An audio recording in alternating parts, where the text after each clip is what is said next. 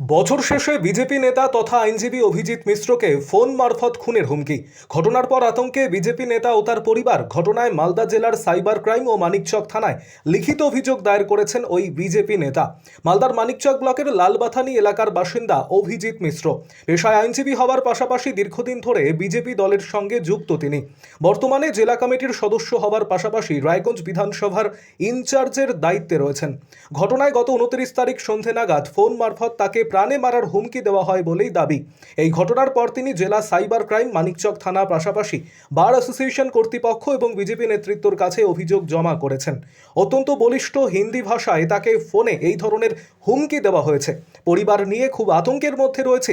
Police প্রশাসনের কাছে অভিযোগ দায়ের করা হয়েছে, খতিয়ে দেখে প্রশাসন ব্যবস্থা নিক। এই ঘটনায় তৃণমূল নেতা নিরণ মাহাতোর দাবি, গোটা ঘটনায় অযথাই আমার নাম নিয়ে মিথ্যে কথা বলা হয়েছে। এই ধরনের ঘটনায় আমি কোনোভাবেই যুক্ত নই। প্রশাসন খতিয়ে দেখুক এবং যারা এই ধরনের ঘটনার সঙ্গে যুক্ত তাদের বিরুদ্ধে কড়া ব্যবস্থা নিক। আরও আপডেট থাকতে আমাদের ভিডিও শেয়ার ও ফেসবুক পেজটিকে লাইক করে ফলো করে দিন।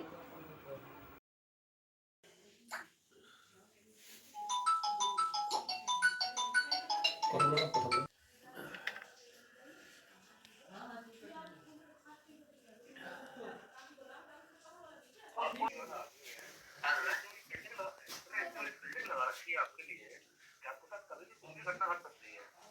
अच्छा इसलिए कह रहा है मेरे बातों के चक्कर में मत पड़िए आप पेशेवर आदमी आपको देखिए हम अच्छा समझ के हम कॉल किए आपको। अच्छा अच्छा हाँ ठीक है मैं आ गई आपके लिए वो कर सकते तो उससे मेरा कोई बात है, क्या बात है, कुछ नहीं, कौन बोला है?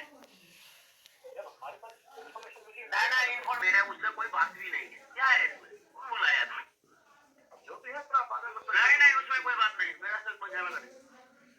लेकिन हुआ था उससे बाद में उससे बात ही नहीं करते हैं, कोई बात क्या बात है।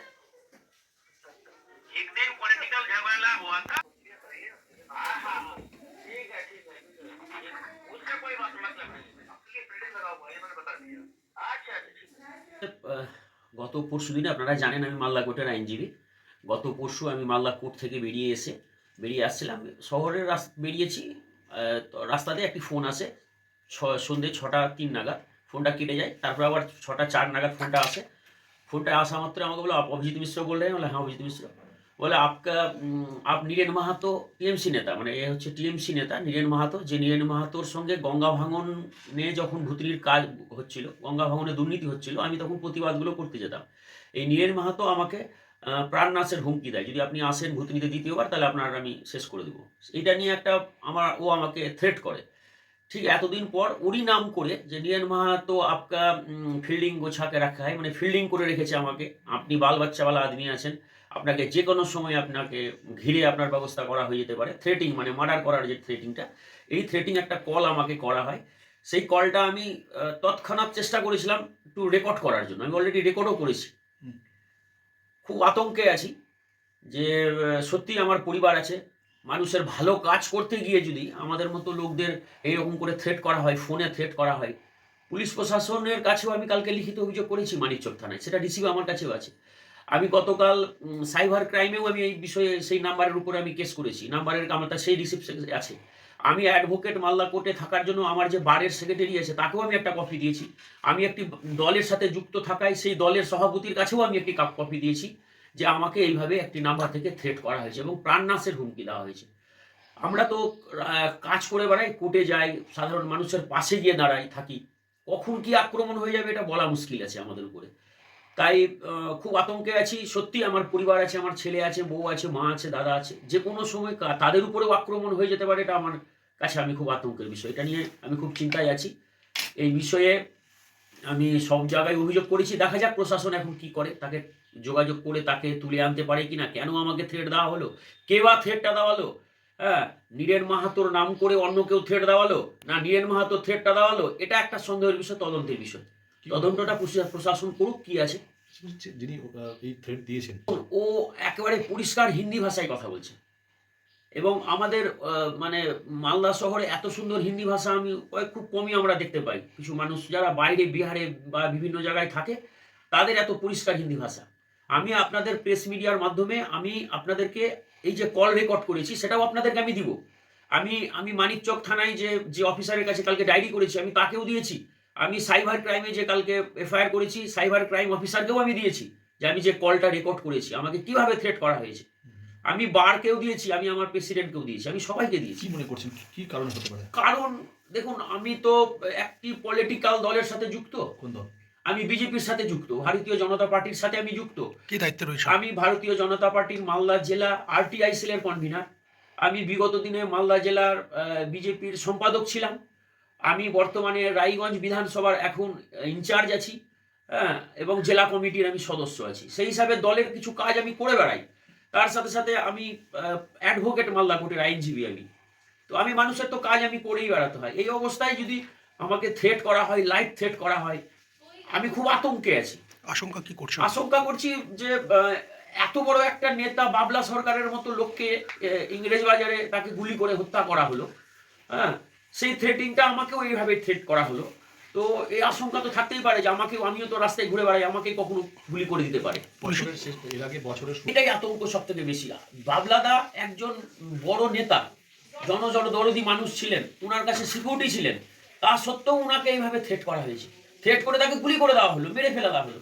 আমি তো একটা সাধারণ খেটে খাওয়া পরিবারের মানুষ, হ্যাঁ, আমাকে যে এইভাবে থ্রেটটা করা হয়েছে, আমি খুব আতঙ্কে আছি, আমি খুব চিন্তায় আছি। কি হতে পারে না হতে পারে, আমাকে যে কোনো সময় যে মার্ডার করা হবে না এটা আমি বলতে পারবো না, কারণ আমাকে যেভাবে থ্রেট করা হয়েছে এটা আমার কাছে খুব আতঙ্কের বিষয়। দেখুন, প্রোটেকশনের জন্য আমি কোথাও জানাইনি, আমি প্রশাসনকে জানিয়েছি। প্রশাসন যদি মনে করে, এটা আমার কাছে দ্বিতীয়বার থ্রেট হয়ে গেল। একবার প্রকাশ্য দিবালোকে থ্রেট করেছিল নীরেন মাহাতো, তৃণমূলের একজন নেতা, আর এটা আমাকে ফোনে থ্রেট হলো এবং তার নাম দিয়ে থ্রেট করা হচ্ছে। কি কোনো রাজনৈতিক স্বার্থে কি এটা হতে পারে? দেখুন, হতে পারে, এটা অস্বীকার আমি করতে পারছি না। এমনও হতে পারে যে ও নীরেন মাহাতোর নাম ভাঙিয়ে কেউ থ্রেট করছে, এমনও হতে পারে। আমি কিন্তু এটা তদন্তের বিষয়, এটা আমি কনফার্ম কিছু বলতে পারছি না। তবে খুব আতঙ্কে আছি দাদা, একেবারে। এটা বিহার ঝাড়খণ্ডের কিছু মানুষ আছে যারা এই সমস্ত ক্রিমিনাল কাজের সাথে যুক্ত থাকে। তারা ওই যে সুপারি নেয় যাকে বলা হয়, তারা এইরকম কাজের সাথে যুক্ত থাকে। সম্ভাবনা আমি এড়িয়ে দিতে পারছি না যে তারাও এই সাথে যুক্ত আছে কিনা, এটা তদন্তের বিষয়। আমিও শুনলাম আমাদের অভিজিৎদার সঙ্গে কিছুদিন মানে যে আগে আমাদের একটা বন্যার সময় কথা কাটাকাটি হয়েছিল। আমি সবদিন ওকে সম্মান দিয়ে চলতাম, সেই দিনে একটা কথা কাটাকাটি হয়েছে এবং শুনেছি মানে আপনাদের মাধ্যম দিয়েই আমাকে ডাকা হলো। কে বা কারা তাকে হুমকি দেওয়া হয়েছে আমার নাম দিয়ে। আমি ওখানে মানে কি যে আমি ওই সব কাজে নাই। এবার আমার গল্প হচ্ছে, পুলিশ প্রশাসনকে বলবো এটা তদন্ত করে দেখুক, হ্যাঁ, কথাটা ফ্রেশ হয়ে যাবে। আমার একজন টিকেল মানে কি যে ইয়ে করে মানে কি যে ও ভাইরা মুনাফা নিতে চাইছে। আমার তো একদিন মানে কি যে অভিজিৎদার সঙ্গে আমার একদিনই ঝামেলা হয়েছে, তাতে আর তো আমাদের কথা কাটাইও নাই। মানে ও দেখা হলেও ও নিজে যায়, আমি নিজে চলে যাই, কথা বলি হতো না। কিভাবে দেখছেন এই ধরনের একটা ঘটনা? এটাকে যদি মানে কি যে পুলিশ প্রশাসনের কাছে আমার বিনম্র অনুরোধ, এটাকে মানে কি যে পুরো তদন্তটা মানে কি যে জিনিসটাকে খতিয়ে দেখুক এবং আইনের কাছে মানে কি যে আইন যেন একে সুব্যবস্থা করে, একটা কঠোরতম ব্যবস্থা। আর আমাকে যে করিয়েছে বা আমার নাম দিয়েছে এটা পুরো সম্পূর্ণ মানে কি যে মিথ্যা। আপনার নাম? আমার নাম নির্মা।